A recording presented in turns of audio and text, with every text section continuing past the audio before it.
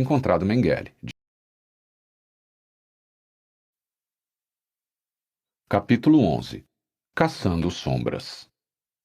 Enfrentando a intimidação dos olhares fixos da polícia secreta do presidente Stroessner, a caçadora de nazistas Beate Klarsfeld estava testando os limites da livre expressão no Paraguai. Presidente Stroessner, o senhor mente quando diz que não sabe onde está Mengele da SS, proclamava sua faixa em maio de 1985.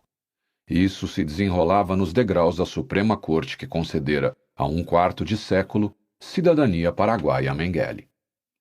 E, uma hora depois, a paciência da polícia se esgotou. A senhora Klarsfeld havia atraído um grupo pequeno, mas resoluto de jovens opositores do repulsivo regime de Stroessner e mandaram que ela saísse de lá. De volta ao Hotel Guarani em Assunción, o gerente pediu que Beate Klarsfeld fizesse as malas. O desrespeito ao idoso ditador não é tolerado pelos acólitos bajuladores de seu partido colorado.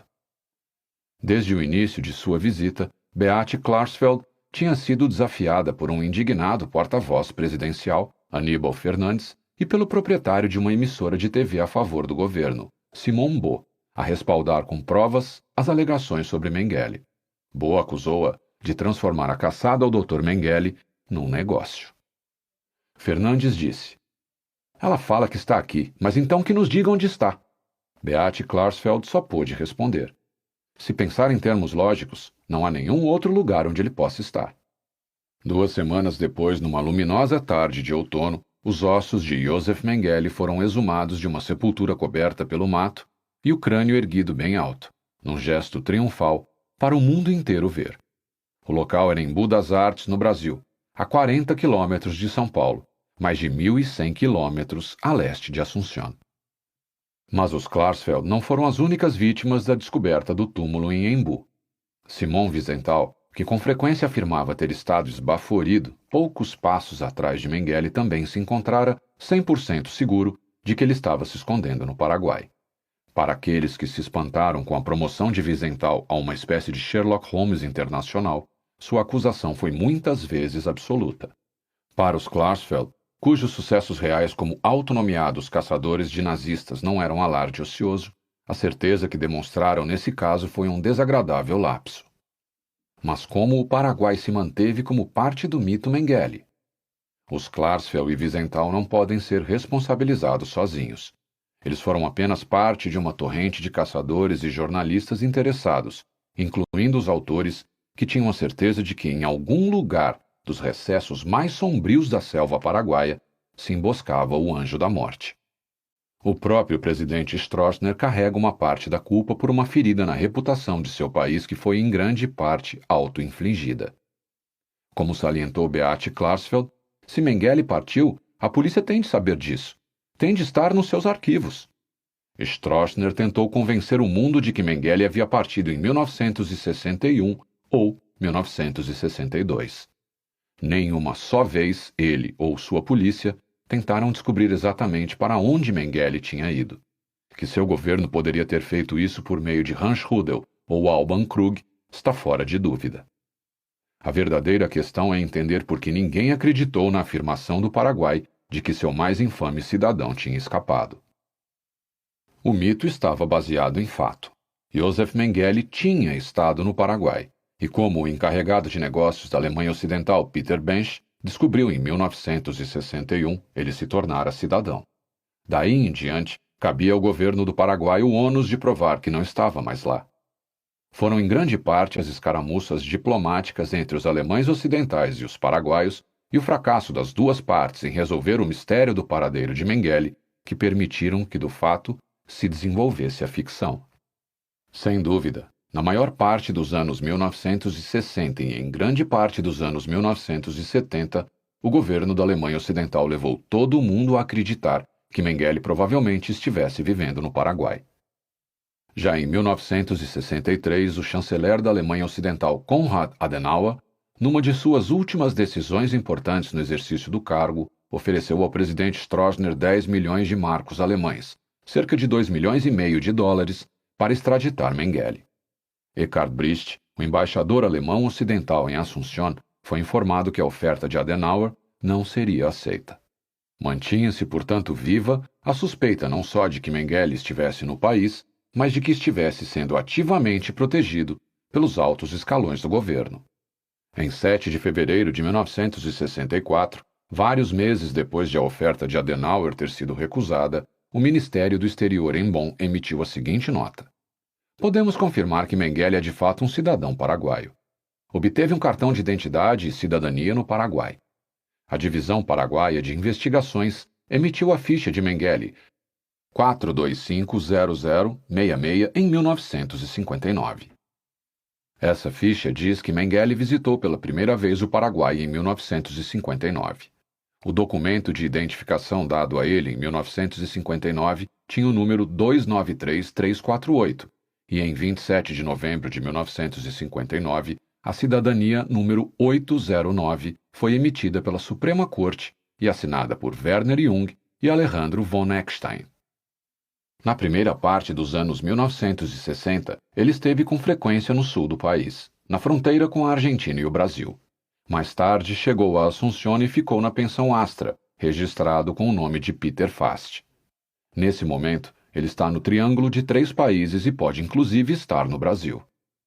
A nota provocou uma refutação imediata do ministro do Interior paraguaio, Edgar Insfran. Ouvindo e respondendo perguntas com serenidade numa coletiva de imprensa, o advogado de formação britânica, sem se comprometer, admitiu apenas que Mengele não estava no Paraguai naquele momento. Apesar de toda a ambiguidade na nota alemã, eles sem dúvida acreditavam que Mengele estava no Paraguai. No dia seguinte, o embaixador Brist se encontrou com o presidente Stroessner para fazer uma última tentativa de conseguir alguma assistência paraguaia na caçada a Mengele. Na nota de Bonn, os alemães haviam citado a própria ficha policial do governo paraguaio sobre Mengele, dizendo que ele entrara no país em 1959. Isso estava errado, é claro, pois a primeira visita de Mengele fora em 1951. Mas Brist procurou usar esse erro factual como motivo para Stroessner retirar a cidadania de Mengele. Brist baseou seu argumento na exigência paraguaia de que um requerente de cidadania tivesse residido no país durante 5 anos consecutivos antes de encaminhar o pedido. Brist disse a Stroessner que, como a ficha da polícia paraguaia indicava a entrada de Mengele em 1959, era impossível que ele tivesse satisfeito a exigência de uma residência de 5 anos para a cidadania concedida em novembro de 1959. Sua cidadania, portanto, poderia ser revogada porque fora concedida com base numa falsa declaração. Uma vez que a barreira da cidadania fosse retirada do caminho, Brist argumentou, Mengele poderia ser extraditado. Dessa vez, o presidente não se equivocou. Sem dúvida, Bonn não acreditara nas numerosas negativas do governo de que Mengele ainda estivesse em solo paraguaio. Stroessner encarou esse persistente ceticismo como um ataque à sua integridade pessoal. Começou a dar socos na mesa e levantou a voz. Uma vez paraguaio, sempre um paraguaio! Vociferou para Brist, que foi advertido de que, se insistisse no assunto, seria declarado persona non grata. O ataque de nervos do presidente teve apenas um efeito.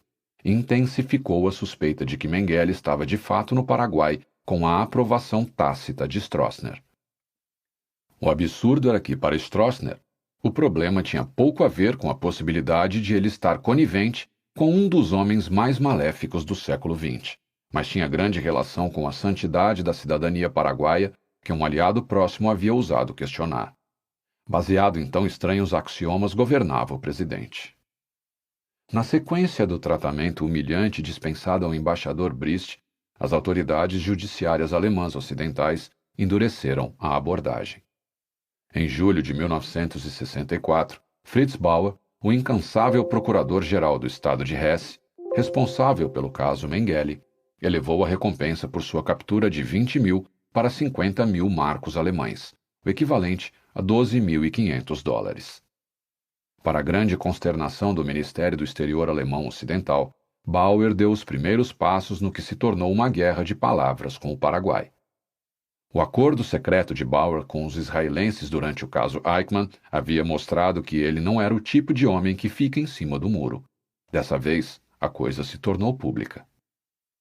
Bauer denunciou que Mengele passou grande parte do tempo no Paraguai usando seu nome verdadeiro, visitou Assunción Teve muito dinheiro e amigos importantes, visitando livremente o sul do Paraguai e uma reserva indígena paraguaia, assim como o Brasil. Mas Bauer tinha reunido apenas fragmentos da verdade. Sua informação estava há muito desatualizada. Contudo, numa disputa pela verdade entre uma veterana e respeitada figura judicial como Fritz Bauer e o ministro do interior de um governo que lembrava uma versão barganhada e simplificada do regime de Benito Mussolini, Bauer sempre ia vencer. A resposta de Edgar Inchfran, 2 dias depois, que Mengele definitivamente não estava no Paraguai, e sim no Brasil ou no Peru, foi recebida com desprezo. A tempestade que Inchfran provocou irrompeu no meio do demorado julgamento em Frankfurt do pessoal da SS em Auschwitz. 21 oficiais, médicos e guardas tinham estado no banco dos réus desde dezembro de 1963. Detalhes medonhos haviam emergido sobre como funcionários trabalhavam dia e noite, em turnos com 7 datilógrafos, para completar relatórios das mortes de prisioneiros selecionados pelos médicos para morrer nas câmaras de gás. Um nome que continuava se destacando e se tornava mais notável pela ausência do homem era o de Josef Mengele. Retornavam os lembretes assustadores de seu olhar satânico na rampa no final da linha. Tinha os polegares no cinturão do revólver, disse uma testemunha, doutora Ella Lingens. Lembro-me também do Dr. Koenig, e para seu crédito devo dizer que ele sempre se embebedava antes, assim como o Dr. Rode. Mengele não. Ele não precisava. Fazia aquilo sóbrio. O julgamento em si teve uma ampla cobertura da imprensa. Centenas de testemunhas foram chamadas e havia 20 promotores e 45 advogados de defesa envolvidos. Agora Bauer instruía seu promotor-chefe, Hans Krugler, a continuar a ofensiva contra o governo paraguaio. A raiva de Bauer fora provocada pela afirmação paraguaia de que Mengele estava no Peru. Bauer encarava isso como uma mentira deliberada, baseada num fiasco de relações públicas cometido pelo governo de Lima ainda no mês anterior.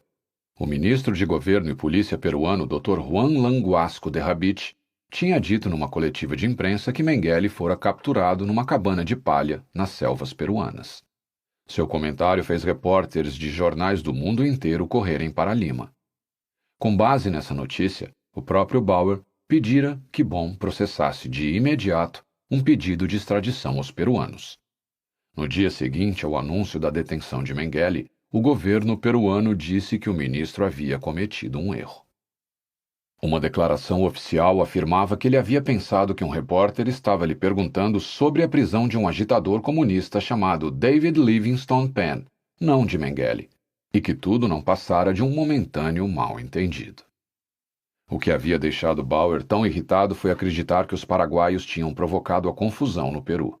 Bauer estava convencido de que os paraguaios sabiam que Mengele não estava no Peru e que Inchfran, o ministro do interior paraguaio, tinha feito uma declaração pública colocando-o nesse país, na esperança de tirar o holofote do Paraguai. Unida à genuína gafe do governo peruano com relação à detenção de Mengele, fora um golpe baixo, mas eficiente dos paraguaios. Bauer não queria que se livrassem com tanta facilidade do embaraço. O procurador da corte de Frankfurt, Hans Kugler, não mediu as palavras. O Paraguai está protegendo Mengele. Estamos convencidos de que a proteção vem das mais altas esferas do governo paraguaio. Os conflitos ficariam mais intensos. Nenhuma declaração poderia ter sido mais precisa, mais deliberada, mais provocadora. 3 dias depois, Bauer levou adiante o assunto, convocando uma coletiva de imprensa para fornecer provas da afirmação de Kugler. Anunciou que estava em posse de informação absolutamente confiável de que um paraguaio de descendência alemã, Werner Jung, fora copatrocinador da cidadania de Mengele em 1959. Também afirmou que os paraguaios haviam adotado uma nova tática. O Paraguai está dizendo agora que o cidadão paraguaio José Mengele não é Josef Mengele, o fugitivo procurado. Mas não parece que o Paraguai esteja de fato empenhado em fazer qualquer esforço para encontrar Mengele. Grupos interessados o estão protegendo. Dessa vez o governo paraguaio não respondeu. Ficou a cargo de Ezequiel Gonçalves Alsina, editor-chefe do jornal do Partido Colorado de Stroessner, o Pátria, dizer a um grupo de correspondentes estrangeiros que Bauer estava falando besteira. Bauer tinha sem dúvida entendido errado, mesmo que estivesse bem intencionado. Mas a atitude de Insfran de não encarar os fatos, não apresentar provas, responder aos ataques com resmungos diplomáticos e difamar o Peru levou à derrota do Paraguai na Batalha das Relações Públicas. Agora, a maioria dos jornais acreditava, de fato, que Mengele estava sendo escondido no Paraguai, porque era nisso que acreditava o procurador-geral alemão ocidental.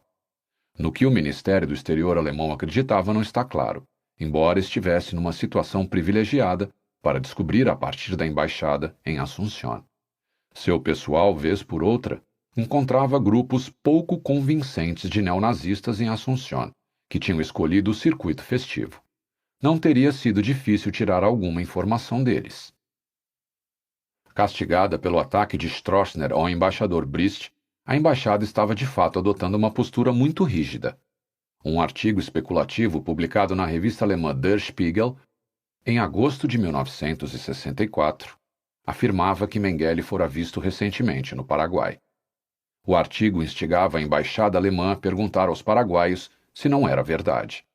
Em 23 de setembro, o governo paraguaio emitiu uma declaração dizendo que, além de não estar no Paraguai, Mengele partiu 4 anos atrás. Embora a declaração fosse verdadeira, repetidas refutações irritadas e na defensiva, sem nenhum indício de que o país estivesse disposto a ajudar na busca de Mengele, haviam quase esgotado a credibilidade do Paraguai. O presidente Stroessner havia se tornado o pior inimigo dele próprio. O artigo da Spiegel também motivou uma carta irritada de Hans Rudel, que fora descrito como um dos maiores amigos de Mengele. O artigo afirmava que os dois haviam participado há pouco tempo de uma farra com bebida e que Rudel também conhecia Alban Krug. Mengele, Rudel e Krug eram de fato amigos, mas a farra com bebida era um evento improvável, já que Rudel era abstêmio. Sem dúvida, Rudel negou conhecer Krug, a quem havia apresentado Mengele.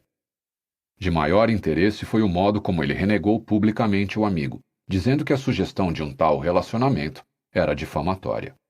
Tanto eu quanto Mengele moramos, em anos passados, na América do Sul, e é de onde eu o conheço. Fazíamos parte da comunidade formada pela colônia alemã e participávamos de seus eventos. Desde então não tive mais contato com Mengele. Não fui seu amigo, nem jamais participei de uma bebedeira com ele, muito menos há 2 ou 3 meses. Minha última viagem de negócios à América do Sul foi em abril deste ano. Nem vi Mengele, nem falei com ele. Não conheço nenhum fazendeiro que se chama Krug e nunca passei qualquer período em seu pavilhão de caça. Peço-lhes agora que publiquem essa correção e ficaria grato se me colocassem a par de suas fontes para essas histórias difamatórias a meu respeito. 6 dias depois do anúncio paraguaio de que Mengele não vivia no país desde 1960, o ministro da Justiça alemão ocidental, Ewald Bücher, se perguntou em voz alta se a solução para a intransigência de Stroessner não poderia ser outro sequestro estilo Eichmann. Não poderia haver mensagem mais clara da crença de Bonn de que Mengele estava se escondendo com a bênção presidencial. Bücher disse ao Centro de Documentação dos Crimes Nazistas em Haifa que seu governo jamais poderia cogitar uma ação dessas, mas talvez isso fosse possível para os israelenses. Por trás do comentário de Bücher se encontrava uma verdade inegável. Mais uma vez, os fatos mostravam que a informação filtrada para Bonn estava desatualizada e resultara de uma pesquisa precária. Era uma deficiência que poderia ser remediada por uma equipe de agentes em tempo integral, como os israelenses tinham arregimentado no início dos anos 1960 e depois abandonado. Mas os alemães não pensavam seriamente em métodos informais de levar Mengele à justiça. Trabalhavam o caso dentro dos confins de seu sistema legal. Num esforço para conseguir um avanço, os procuradores alemães ocidentais apelaram aos tribunais, solicitando um mandado de busca para inspecionar a casa de Hans Sedlmayr, amigo de longa data de Mengele e executivo da empresa da família. Fritz Bauer estava convencido de que, se alguém na Alemanha mantinha contato com um médico fugitivo, esse alguém era Sedlmayr. Simon Wiesenthal também estava convencido de que Sedlmayr era uma figura-chave no caso Mengele e informou os procuradores alemães de sua suspeita numa carta de 1964. Seus palpites estavam certos. Sedlmayr era não apenas o mensageiro da família para visitas sul-americanas a Mengele, mas também a agência de correio para o recebimento de dezenas de cartas de Mengele. Contudo, quando irromperam na casa de Sedlmayr em meados de 1964, os agentes da polícia alemã ocidental não encontraram um só fragmento de evidência incriminadora. Segundo Rolf Mengele, sem o conhecimento de Fritz Bauer e da Polícia Federal, Sedlmayr tinha um contato de alto nível na polícia local, que o advertiu da batida iminente. Sedlmayr recebeu uma chamada telefônica de seu amigo da polícia e foi informado. "Vamos dar uma busca em sua casa. Cuide para que não encontremos nada." Sedlmayr teve tempo suficiente para se certificar de que todos os documentos relevantes tinham sido removidos. Se não tivesse havido conluio da polícia com Sedlmayr, o caso Mengele poderia muito bem ter sido resolvido em 1964, e Mengele teria se unido às fileiras de acusados no Tribunal de Frankfurt. A batida fracassada na casa de Sedlmayr não foi revelada ao público. Mas o caso Mengele continuou a manter um alto perfil na Alemanha Ocidental, com base, em parte, na profunda desconfiança das respostas públicas do Paraguai e, em parte, na publicidade em torno do julgamento de Auschwitz. Não era um clima muito favorável às simpatias pela esposa separada de Mengele, Marta, quando ela apelou contra a decisão tomada pelas universidades de Frankfurt e de Munique de despojar Mengele dos diplomas de medicina e antropologia. No início de 1964, a Universidade de Frankfurt havia convidado publicamente Mengele para que ele se defendesse das acusações de que tinha violado os princípios do juramento de Hipócrates, um convite que Mengele não aceitou. Marta, então, contratou o Dr. Hans Laternser, um dos advogados de defesa no julgamento de Auschwitz, para agir em nome de Mengele. Laternser argumentou que o indiciamento de 1959 contra Mengele continha acusações não provadas e que alguns outros médicos dos tempos de guerra acusados de crimes de experimentação não tinham perdido seus diplomas. Mas os reitores de Frankfurt e Munique não se deixaram impressionar. Rescindiram os diplomas devido a crimes que ele cometeu como médico no campo de concentração de Auschwitz.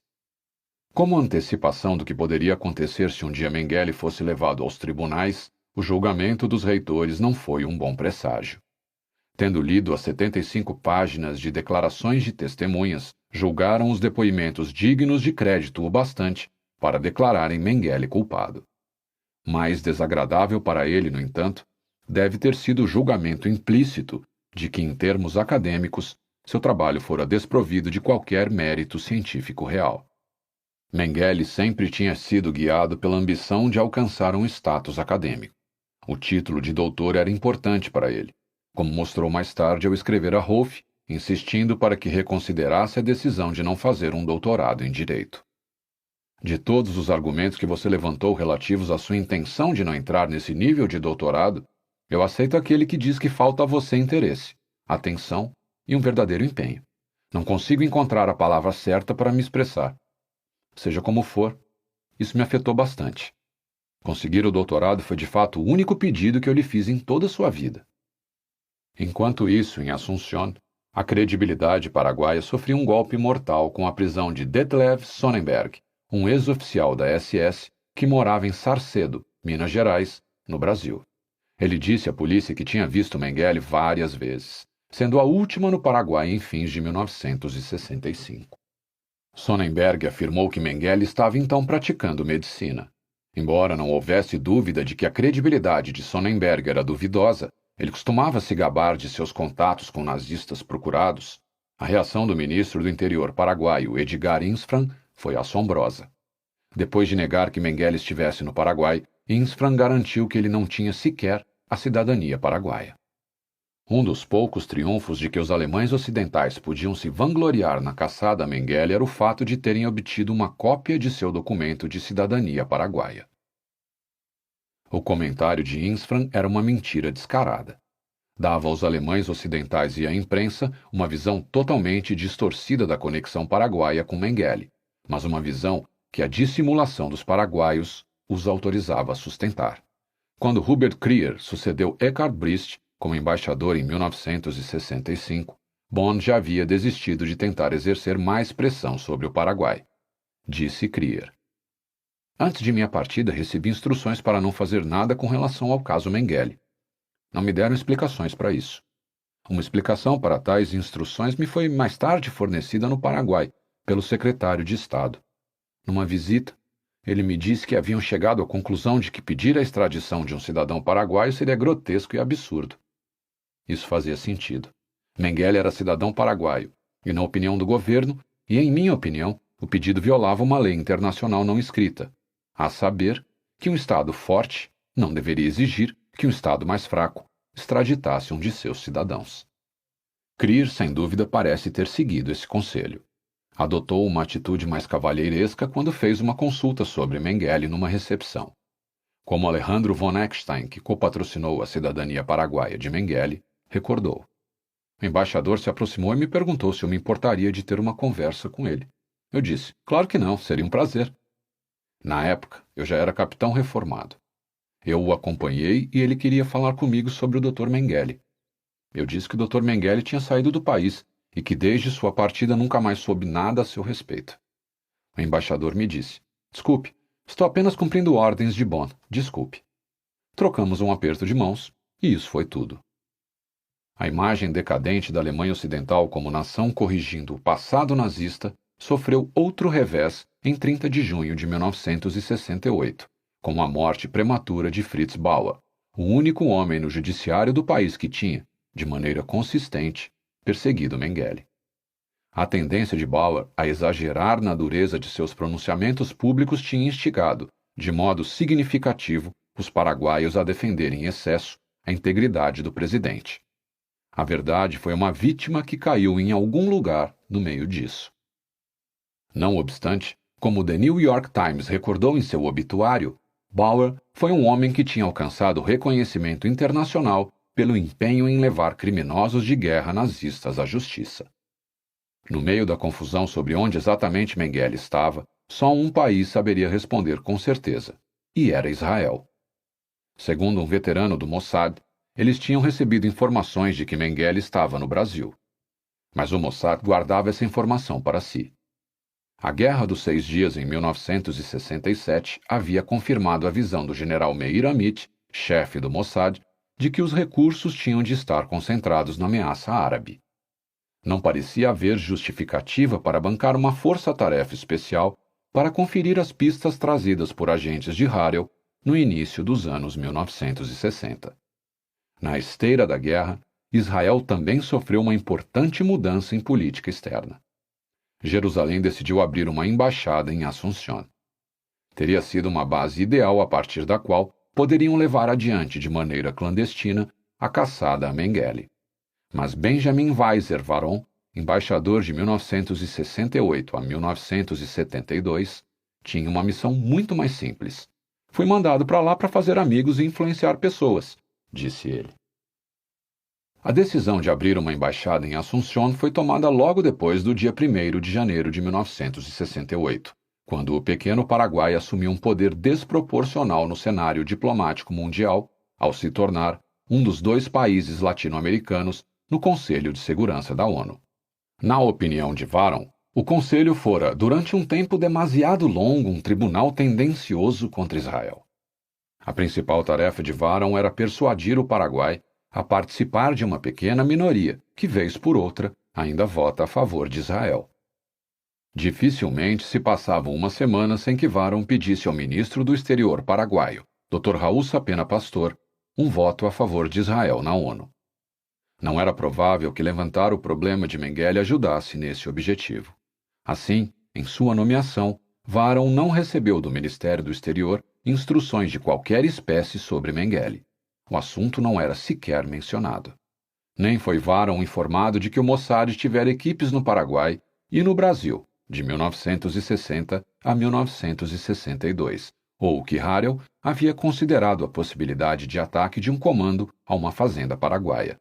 Na verdade, Varon só ficou sabendo disso depois que deixou o cargo, quando a televisão Granada exibiu um especial do programa World in Action sobre Mengele, pesquisado por John Ware em novembro de 1978. Era estranho que eu tivesse ficado a par de tudo isso graças ao roteiro do programa que Granada me enviou depois que o docudrama foi exibido na Inglaterra.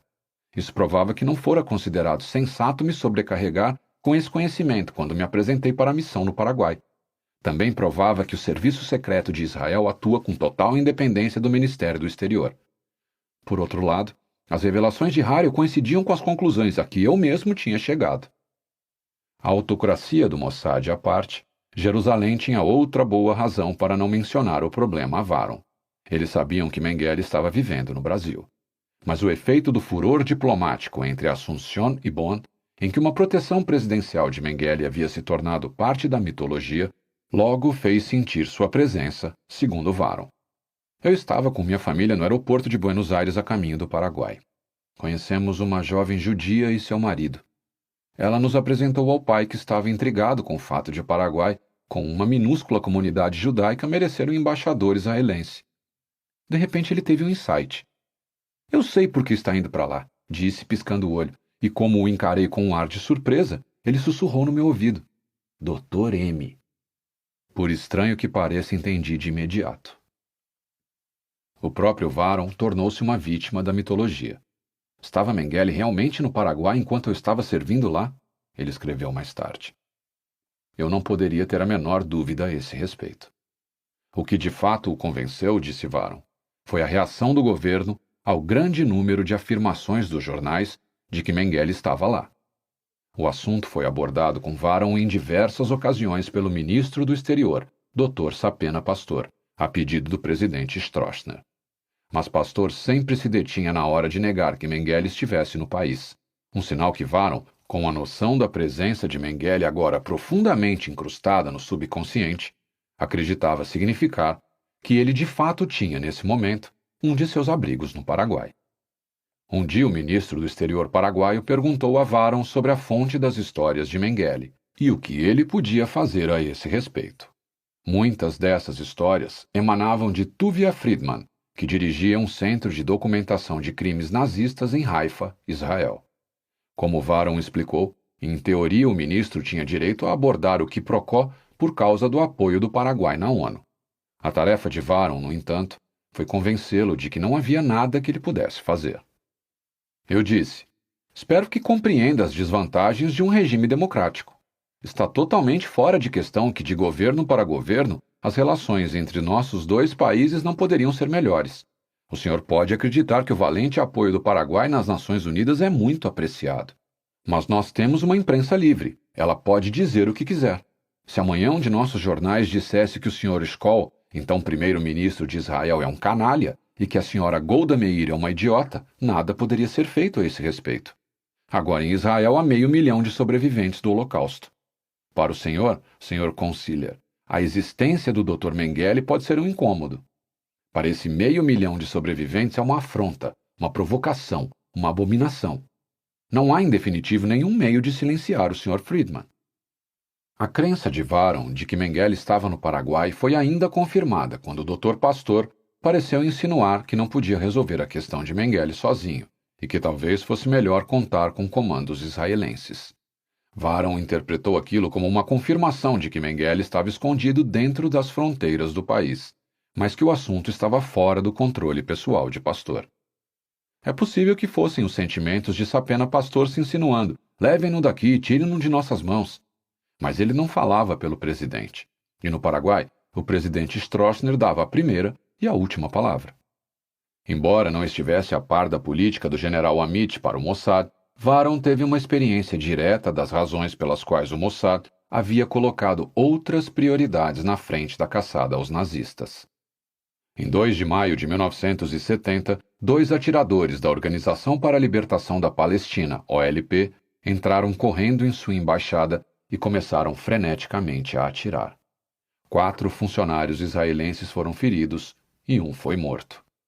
Quando por fim alcançaram o gabinete do embaixador, os terroristas chutaram, arrombaram a porta e apontaram para a cabeça de Varon. Por sorte, tudo o que ele ouviu foi o clique do revólver. Ambos os atiradores haviam esgotado as balas. Antes que conseguissem recarregar, a polícia paraguaia chegou e os prendeu. Constrangido por uma missão diplomática ter sofrido um atentado em seu território, em especial uma missão estabelecida há tão pouco tempo, o Paraguai sentenciou os homens da OLP a 15 anos de trabalhos forçados. Na ausência de uma política sobre Mengele, Varon desenvolveu uma resposta padrão aos palpites que chegavam à embaixada sobre seu último esconderijo. O governo israelense não estava procurando Mengele. A República Federal da Alemanha, sim. Desse modo, Varon dizia a cada informante que o destinatário adequado para a informação era a embaixada alemã ocidental. Tenho de confessar que eu não estava assim tão ávido para encontrar Mengele, disse Varon. Ele representava um dilema.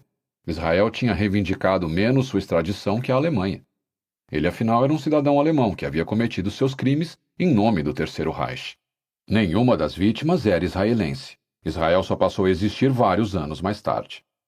O raciocínio de Varon parece herético em vista da busca séria, frenética por Mengele, que começou 15 anos depois, em 1985, como última e desesperada tentativa feita pela Alemanha Ocidental e por Israel, a pedido dos Estados Unidos, de resgatar suas consciências coletivas. Como o mundo agora sabe, estavam com 6 anos de atraso. Mas nesse vácuo de 15 anos, criado pelo abandono da caçada por Israel e pela admissão, por parte da Alemanha Ocidental, de que não estavam conseguindo localizar nem extraditar Mengele, tomaram à frente os autonomeados caçadores de nazistas. A tragédia era que, por mais louvável que fossem as intenções, o julgamento deles ficava encoberto pela necessidade que tinham de publicidade. Ao trabalhar para sustentar o interesse em sua busca, eles mantiveram, de modo involuntário, o holofote sobre o país errado, o Paraguai.